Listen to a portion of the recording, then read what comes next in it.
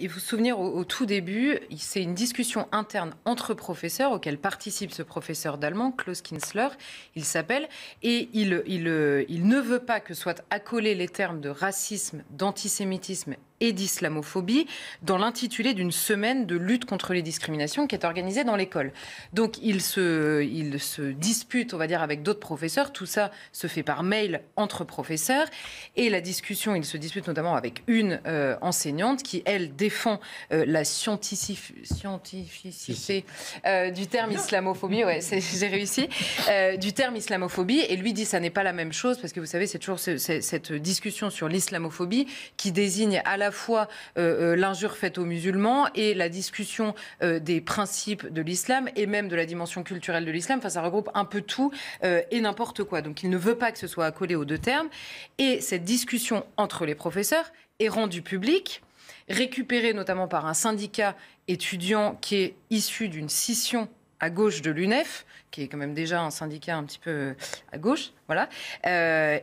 Donc, ils reprennent cette discussion, ils la rendent publique, et dans les jours qui suivent, donc là, on est début mars, dans les jours qui suivent, les deux professeurs, parce qu'il y a deux professeurs en l'occurrence, voient leur nom affiché sur les murs de Sciences Po Grenoble, avec les accusations d'islamophobie, de fascisme, extrême droite, etc.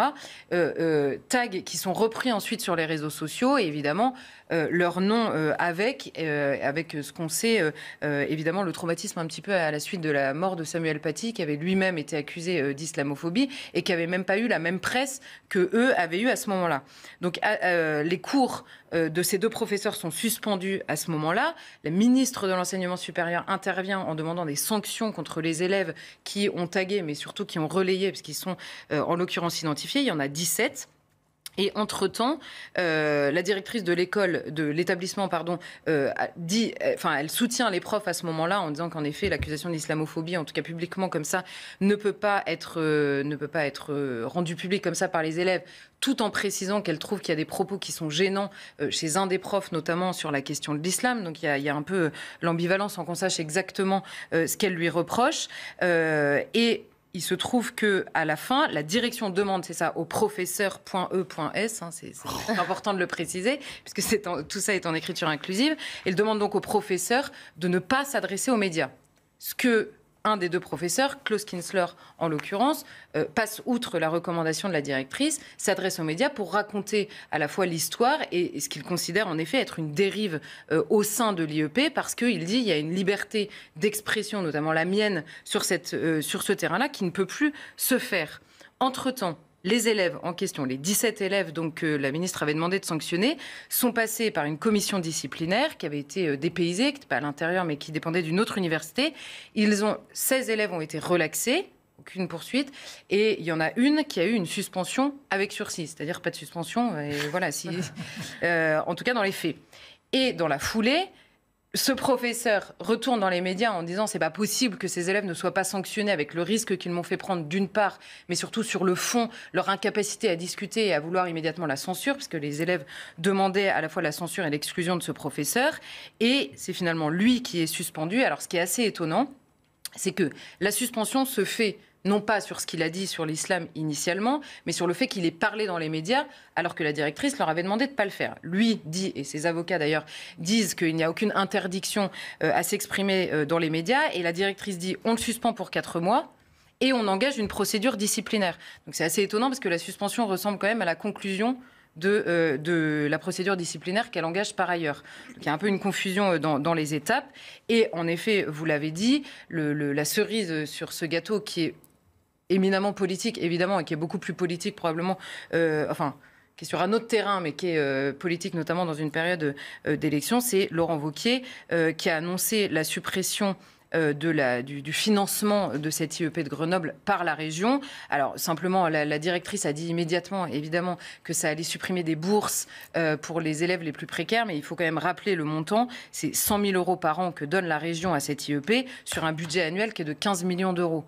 Si vraiment ils veulent réajuster les budgets, je pense qu'ils peuvent le faire aussi. On a vu le tweet de Laurent Wauquiez. Voilà, qui dit en gros... en plus, Laurent Wauquiez accuse Sciences Po Grenoble et depuis trop longtemps dans une dérive idéologique et communautariste inacceptable. Ce n'est pas ma conception de la République. Et donc, il annonce la suspension de tout financement et de toute coopération entre la région et l'IEP. Il faut dire qu'à l'époque, au tout début, Éric Piolle, maire de Grenoble, avait soutenu le professeur en disant que ce n'était pas possible de jeter en pâture comme ça un professeur en l'accusant d'islamophobie et d'inscrire son nom sur un mur. C'était lui faire prendre un risque, évidemment, inconsidéré, dont nous connaissons parfois les tristes conséquences. Du coup, j'imagine qu'il faut s'inquiéter quand même de ces agissements d'une minorité d'élèves. Finalement, ils sont très peu.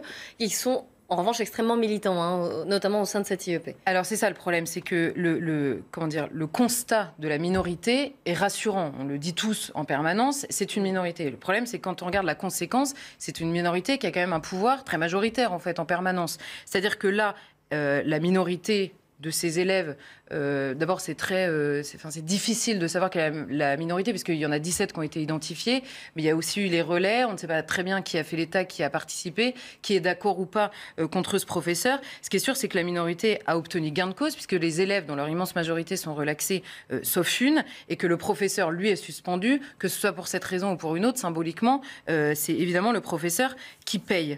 Et après, le problème, c'est que c'est toujours la même rhétorique qui a lieu dans ces universités, en élargissant un peu. Il y a des minorités qui attaquent, qui attaquent une personne ou qui menacent d'attaquer, qui menacent même parfois de troubler. On connaît par cœur avec ces histoires de conférences. Et le problème, c'est que les directions, en général, finissent par se dire on va éviter le trouble, ou on va éviter l'accusation, on va éviter le scandale, et donc on va annuler la conférence précédemment, et donc on va pousser soit à la censure, soit à l'autocensure, et on finit par avoir ce fameux mouvement pas de vague qu'on avait connu après la mort de Samuel Paty, de beaucoup de professeurs qui se disaient soit devant les élèves on s'autocensure, soit on censure, soit on est censuré sur certains sujets, soit même une fois que le scandale arrive, il ne faut surtout pas en parler, étouffer. Et c'est ce que, en l'occurrence, Klaus Kinzler avait expliqué.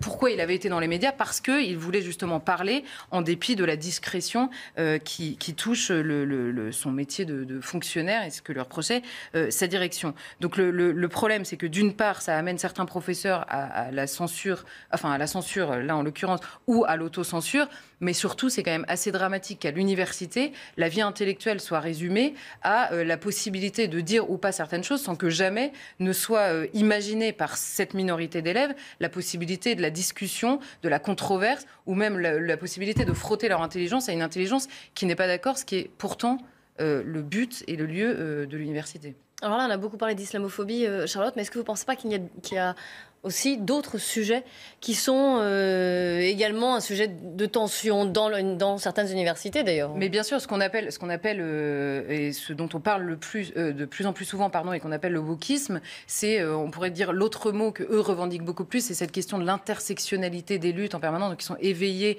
sur toutes les dominations qu'il faudrait donc en permanence éviter. Et on comprend que l'islamophobie fasse particulièrement peur, parce que les conséquences ont été déjà les plus dramatiques. Évidemment, à la mort d'un professeur, c'est sûr que ça traumatise à raison, mais la menace physique n'est pas la seule. Il y a évidemment la menace intellectuelle de l'impossibilité de parler de certains sujets, même d'animer la controverse. Et on a vu des conférences annulées sur énormément de sujets, que ce soit les sujets qui touchent aux questions LGBT, on va dire Sylviane Agacinski, qui ne pouvait pas aller parler parce qu'elle était considérée comme lesbophobe à l'époque sur la question de la PMA. On peut être homophobe sur la question de la GPA, et ces conférences ne peuvent plus se tenir. Ça peut être parce que les personnes sont accusées de racisme, d'être trop à droite, on l'a vu encore récemment, et donc par accusation sur la défense d'une idée, on peut être empêché de tenir une conférence. Donc il y a en effet toutes ces questions-là. Le problème de l'intersectionnalité des luttes, de cette question du wokisme, c'est que le rapport de dominé et dominant,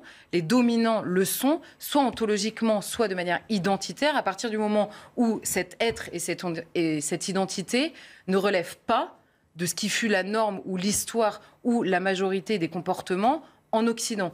Tout ce qui ne relève pas de l'Occident est considéré comme dominé, et donc on ne peut plus en parler, même au cœur de l'université, sans risquer le trouble à l'ordre public ou la volonté de censure de certains élèves. Et il est vrai qu'à cette aune-là, et avec le risque que ça fait peser sur les universités, et il y a quand même des histoires extrêmement récurrentes, au-delà même de la question de la menace physique sur le professeur, on peine à comprendre la discrétion aujourd'hui de la ministre de l'Enseignement supérieur qui avait demandé des sanctions qu'elle n'obtient pas, qui avait parlé d'islamo-gauchisme. On se souvient, ça avait fait beaucoup de bruit. À chaque fois, elle lance un pavé dans la mare et puis après, elle disparaît au moment où il faudrait peut-être assurer le suivi de la demande de sanctions.